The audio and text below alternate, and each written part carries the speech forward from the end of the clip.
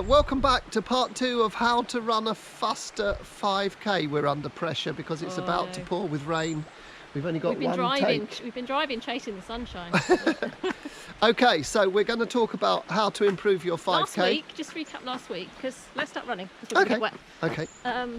Because we just gave you a few hints on easy things you could do to improve your 5k time without even changing your training. Yes. This week, we're just talking about how you can tweak your training to do it. Yeah, to get better. Yeah. So we'll talk about I'll recap at the end. Okay. So what do you need to do to improve your 5k time? To get faster.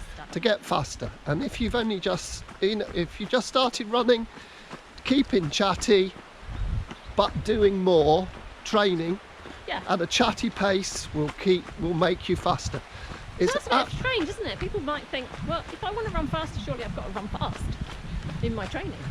Yes. But you don't, do you? No, because the changes that happen into your body happen when you run at a gentle speed like this, and by doing more those changes happen and you'll get faster, so your chatty running speed will get faster, and of course if your chatty running speed gets faster, then your faster running speed gets faster. So all you've got to do then is just to gradually add a little bit more time to your run every week, not a massive amount. Well, you can add an extra run into the week if you've got time. Yeah. And you can add 5 minutes to a run, but the secret is building up ever so gradually. I'm going to give you some tips now in how it should be. So, number one, if you're running tired most of the time, you're overtraining, you're doing too much. Yeah. So the secret is to, when you finish every single run, to think that you could have gone faster if you wanted to, or you could have run for longer than you fast. It's almost like you get home and you think, oh, did I do enough then? Yeah. And that's good. Yeah, that's right, because most people do too much and go too fast. You only need to do a little bit more to get yourself fitter, don't you? Yeah. And the next thing is, you've got to give yourself time to improve, because these changes that happen to your body will take time. So by doing a little bit more, give yourself 6 weeks to improve. In 3 months you'll definitely improve. So by the time spring is here, if you do a little bit more gradually, perhaps add a little bit more to your running week every couple of weeks, you'll be better. You've got to treat your body gently. So when you increase, you can't rush it. No. Because you start to rush it, you start to do too much, you're going to get tired, and you won't recover. But okay, so what happens if I built up my running and I really can't fit any more running time into my week? And that might be true for a lot of people who haven't got much time. Yeah, so if you're running 3 times a week and 3 times a week is all you've got, yes, what you can try to do a bit extra, so make one of your runs longer. Yeah. Is the way to do it. But what if you've done that and you really, that's in terms of time that you've got, you really can't do any more. You need to start doing one of your runs a little bit faster, but not too fast. So it needs to be breathy. We've done a video, haven't we, on breathy? I don't know whether we have. Yeah, recap. Well, I made you go breathy once. I think that was when we were trying to show what chatty was or wasn't. Yeah. Yeah, so a bit of breathy running. I think breathy is what a lot of people run at, thinking they're chatty. Because they say, oh no, I've seen this. Oh yeah, I can still talk, I can still say a sentence. But there they are at the end going, taking this big breath and looking quite red in the face afterwards. Yeah. Yeah, it's a lovely pace to run at. You call it cruise pace, don't you? Yeah, cruise pace. Because you feel like you're really motoring along and you're only putting a little bit more effort in than chatty. It feels good. Yeah. That is breathy. Okay. So people can start running a little bit breathy. 5 minutes? 2 lots of 5 minutes in a run?